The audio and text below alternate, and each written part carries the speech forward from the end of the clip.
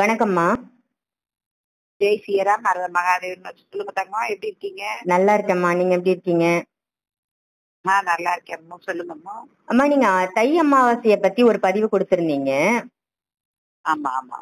ரொம்ப ஒரு பயனுள்ள தகவலா இருந்தது. அந்த வகையில தை அமாவாசைக்கு கொடுக்க வேண்டிய தானங்கள் என்னம்மா? அம்மா, இந்த தை அமாவாசைக்கு தானங்கள் கொடுக்கறதுன்னா என்னன்னதுன்னா, அவங்க வீட்டுல யார் இறந்திருக்காங்க அவங்கள மையமா கொண்டு, இப்ப ஒரு பெண்ணு இறந்திருக்காங்கன்னா பெண்ணுக்கு என்ன தேவைப்படும்? ஒரு புடவையோ ஜாக்கெட் துண்டோ ஏதாவதுக்கு தேவைப்படும் இல்லையா? அது மாதிரி இது வந்து மலேசியாவில என்ன செய்வாங்க அப்படின்னா, அந்த அந்த அவங்க கார் ஆசைப்பட்டா, வீடு ஆசைப்பட்டா, நிலம் ஆசைப்பட்டா பேப்பர்லயே வடிவமைச்சு அதை வாங்கி அவங்களுக்கு வந்து யாகத்துல எரிச்சிடுவாங்க. மலேசியா, சிங்கப்பூர்ல எல்லாம் அதுதான், ரோட்ல எல்லாம் அப்படி பண்ணுவாங்க. இந்த தை அமாவாசைக்கு அதிகமா பண்ணுவாங்க. ஆனா இதுல வந்து நிறைய பேர் வெளிநாடு தொடர்புல இருக்காங்க. வெளிநாட்டு தொடர்பு இல்லாதவங்க யாரும் கிடையாது, எல்லாருக்குமே தெரியும். ஏன் அப்படி இருக்கிறாங்கன்னா, அவங்க ஆத்மா வந்து சாந்தி அடையும் அப்படின்னு. அதுதான் நம்ம என்ன பண்றோம், ஒழுங்கு நெறியோட யாகங்கள் வளர்ப்போம் அமாவாசைக்கு. அந்த யாகத்துல என்ன பண்ணுவாங்க, அவங்களுக்கு பிடித்த அந்த சேலையோ ஜட்டையோ மிச்சரோ முறுக்கோ லட்டோ சீடையோ என்ன வேணுமோ அவங்களுக்கு அதை கொண்டு வந்து யாகத்துல வந்து சமர்ப்பிப்பாங்க. இது ஒரு விதமான தியானம் பண்ணக்கூடிய ஒருத்தவங்களுக்கு கொடுக்கக்கூடிய ஒரு விஷயம். இன்னொரு விஷயம் அப்படின்னா, அதாவது கோதானம் பண்ணா அவங்க வந்து நாளடியா அவங்க வந்து சங்கதிகள் நல்லா இருக்கும். அந்த மாதிரி பசுமாடு வந்து வாங்கி கொடுப்பாங்க. அது மாதிரி ஒரு விளக்கெண்ணெய், இது வெண்கல பாத்திரத்துல எண்ணெய், விளக்கெண்ணெய், நல்லெண்ணெய், இல்ல தேங்காய் எண்ணெய், காமணக்கெண்ணெய், கடுகு எண்ணெய், இந்த மாதிரி எண்ணெயை ஊற்றி பிராமணனுக்கு தானம் பண்ணுவாங்க. பிராமணர் இப்பெல்லாம் வாங்குறது இல்லையா, அவங்களுக்கு தெரிஞ்சு போச்சு இப்படி எல்லாம் நமக்கு தோசை நிவர்த்தி பண்ணி தராங்க, அது வாங்குறதுல. இந்த மாதிரி கோயில்கள்ல போயிட்டு, இந்த இப்ப நம்ம கோயில் இருக்கு, அது மாதிரி சன்னியாசிகள் இருப்பாங்கல்ல, அவங்க கிட்ட கொண்டு போய் வெங்காயத்துல எண்ணெய் ஊத்தி அப்படியே தானம் பண்ணுவாங்க. இது ஒரு விதம். அதே மாதிரி இப்பவுமே இவங்க என்ன பண்ணணும், அரிசி தானம் பண்ணணும். அன்னதானம் கொடுக்கறது மாதிரி அரிசி தானம் கொடுப்பாங்க. இது என்ன பண்ணுவாங்க, கருத இருக்கிற இடங்கள்ல எல்லாம் பாத்துங்க, ஃபர்ஸ்ட் வந்து புனை அடிப்பாங்க. புனை அடிச்சுட்டு இந்த கருது எல்லாம் சிந்தி கிடைக்கும், அதை எடுத்துட்டு புறக்கிட்டு போவாங்க. அவங்கள கூப்பிட்டு அதுல இருந்து வயசானவங்க தானா வந்து பிறப்பாங்க. இள வயசை காட்டிலும் வயசானவங்க அவங்கள கூப்பிட்டு நெல்லு தானம் கொடுப்பாங்க. அவங்க மடியில வாங்கிட்டு போவாங்க. அப்ப வந்து அந்த பிறக்கிறவங்க வந்து தெய்வமே பிறக்கிறதுக்கு சமம். அது இந்த தை மாசத்துலதான் கருத இருக்கிறது, கருத அடிக்கிறது, கருது நெல்லு தூவுறது, புனை அடிக்கிறது எல்லாமே இந்த தை மாசத்துலதான் நடக்கும். அதனால இந்த தை மாசத்துல அவங்களுக்கு தானம் பண்ணுவாங்க. இதுவும் அம்மா முன்னோர்களுக்கு நம்ம வந்து செய்யக்கூடியது. அதே மாதிரி வஸ்திர தானம் அப்படின்னு சொல்லக்கூடிய இந்த மேல போத்திக்க போர்வை, சேலை, அதே மாதிரி துண்டு, இது வஸ்திர தானம். அதாவது அவங்க வீட்டுல யாரு ஆண் இறந்திருக்காங்களா, பெண் இறந்திருக்காங்களா, குழந்தை இறந்திருக்காங்களா, அதுக்கு தகுந்தது மாதிரி அவங்க உடைய எந்த உடைய அணிவிக்கிறாங்களோ அந்த உடைய அவங்க வாங்கி கொடுப்பாங்க. அதுதான் வஸ்திர தானம் சொல்லக்கூடியது. அதே மாதிரி கல்லு, அதாவது வைரக்கல்லு, இருக்கப்பட்டங்க வைரக்கல்லு, நவகிரகங்கள் இருக்கிறதுனால நவகிரக கல்லு அவங்களுடைய தோஷ நிவர்த்தி பண்றதுக்கு அந்த நவகிரக கல்ல வந்து தானம் பண்றது.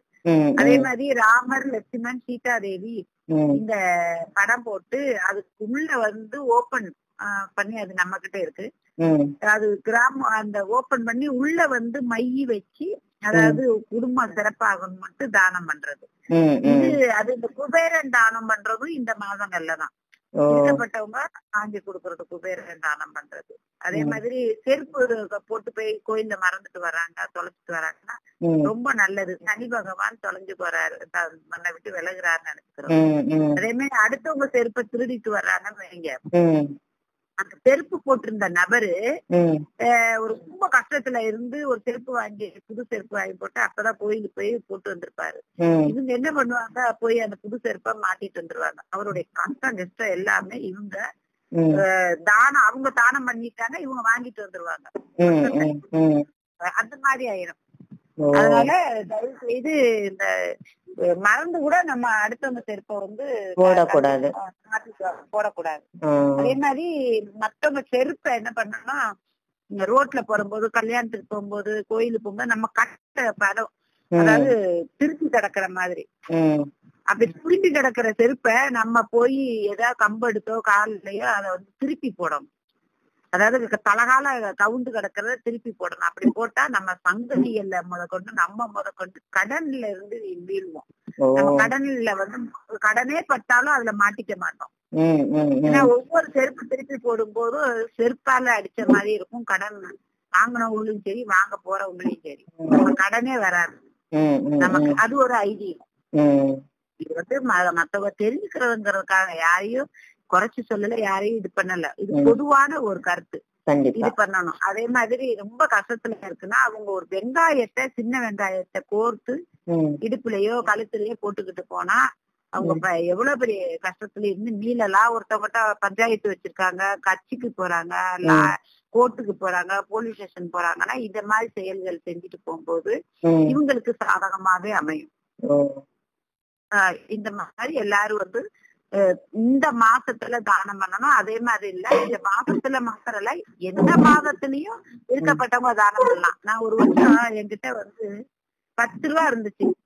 பஸ்ல போக கூட காசு இல்ல. ஏலூர் அம்மன் கோயில்ல இருந்து வடமல்லி வரை நடந்து வந்துட்டு இருந்தேன். ஒருத்தவங்க ரொம்ப கஷ்டப்பட்டு நமக்கு ஒரு மோசமான நிலையில இருந்தாங்க. அந்த 10 ரூபாய நான் ஒரு ஜூஸ் சாப்பிடலான்னு போனேன். ஆனா அந்த 10 ரூபாய் அந்த அவங்கள பார்க்கும், நம்ம எதுக்கு, நம்ம தண்ணி குடிச்சுட்டா நடந்துடலாம், அவங்க என்ன பண்ணுவாங்கன்னு அவங்ககிட்ட கொடுத்துட்டேன். ஆனா அது கொஞ்சம் தூரம் போகும்போது எனக்கு 5000 ரூபாய் கிடைச்சிச்சு அதே ரோட்ல. அப்படி நம்ம எதிர்பார்த்து நமக்கு தானம் பண்ணா நமக்கு இது கிடைக்கும், இது இவங்கள்ட்ட கொடுத்தோம் நமக்கு கிடைக்க போகுதுங்கிற எண்ணத்து இல்லாம எந்த கஷ்டத்தையும் நம்ம வென்று வரையோ நம்ம அத அந்த கஷ்டத்தை பேஸ் பண்ண. ரொம்ப அருமையான தகவல்மா. என்ன தானம் கொடுக்கணும் அப்படின்னு சொல்லிட்டு ரொம்ப நல்லா சொன்னீங்க. நன்றிகள். நன்றிமா. சில பேரு அந்த எல்லாம் பாருங்க, கிராமத்து தலைவர்களா இருப்பாங்க, நில தானம் பண்ணுவாங்க, வீடு தானம் பண்ணுவாங்க, இல்ல வீடு இல்லாத வாசல் இல்லாதவங்களுக்கு கொடுப்பாங்க, பொருள் தானம் பண்ணுவாங்க. அதுலயும் குறிப்பா வந்து தங்க தானம் பண்ணுவாங்க, தங்கத்தை வாங்கி தானம் பண்ணுவாங்க, வெள்ளி தானம் பண்ணுவாங்க. அதனாலதான் இப்ப வந்து அக்னியில தங்கத்துல புட்டு புட்டா வச்சிருப்பாங்க, நவகிரக கல்லு மாதிரி தங்கத்துல. அதெல்லாம் வந்து அக்னியில போடுவாங்க. தாலி தானம் பண்ணுவாங்க. தாலி கல்யாணமே ஆகாது குடும்ப பொண்ணுக்கு வந்து இதா இருக்கு அப்படின்னா தாலி வாங்கி 1 கிராம் 2 கிராம்ல காளி கோயில் வச்சிருக்கிறவங்க, இல்லைன்னா ஆசிரமம் வச்சிருக்கிறவங்க, ஏன்னா இந்த தாலி நிரந்தரமா அவங்க கழுத்துல இருக்கணும். அந்த மாதிரி இடங்களுக்கு தானம் பண்ணணும். அழிக்கவோ விற்கவோ கூடாது. அந்த மாதிரி இடத்துல தாலி தானம் பண்ணுவாங்க. இருக்கப்பட்டவங்களுக்கு, அதாவது இருக்கப்பட்டவங்களுக்கு அப்படி, இல்லாதவங்களுக்கு இப்படி. கொட்டாச்சி கூட தானம் பண்ணலாம். அது வந்து இந்த பிச்சாந்தின்னு வர்றாங்களா, அவங்களுக்கு கொட்டாச்சியை சரிப்படுத்திட்டு கொட்டாச்சியை ரெடி பண்ணி கூட தானம் பண்ணலாம். ஆனா தியானம் மத்தவங்களுக்கு குடுக்கணுங்கிற அந்த மனப்பான்மை வரணும் முதல்ல. அவ்வளவு ஒரு மனிதனுக்கும். அப்பதான், ஏன்னா அவங்கதான் முன் ஜென்மத்துல நம்ம கூட பிறந்தவங்க வளர்ந்தவங்க, அவங்க சொத்தை அபகரிச்சிருப்போம், ஏதாவது ஒண்ணு பண்ணிருப்போம் பாவ பலருங்க.